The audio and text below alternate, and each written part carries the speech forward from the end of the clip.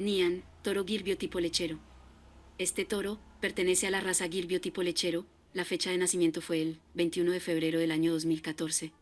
El padre de este toro es Valeouro T. Silvania, FC 464, y la madre es Seadara T. K39. Como abuelos paternos tiene a Caju de Brasilia, B58, y Efalc natalajeado, AB 5615.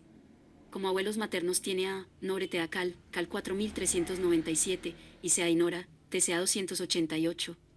Este toro Gir participa en la prueba de progenie de Embrapa, cuenta con dosis de semen sexado. Los resultados de la prueba de progenie se harán a conocer el año 2023. Este toro transmite a su descendencia beta-caseína 2A2. ¿Qué es la leche A2A2? Es una leche producida por vacas que, por su genética natural, no tienen la proteína causante de buena parte de los problemas digestivos relacionados con el consumo de leche. Es la leche originaria auténtica y genuina.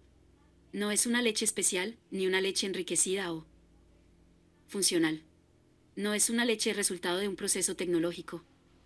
Es la leche procedente de las vacas A2, seleccionadas naturalmente, sin añadir ni quitar nada. Si quieres adquirir la genética de este toro, en la descripción del video, te dejaremos los datos de contacto del distribuidor autorizado.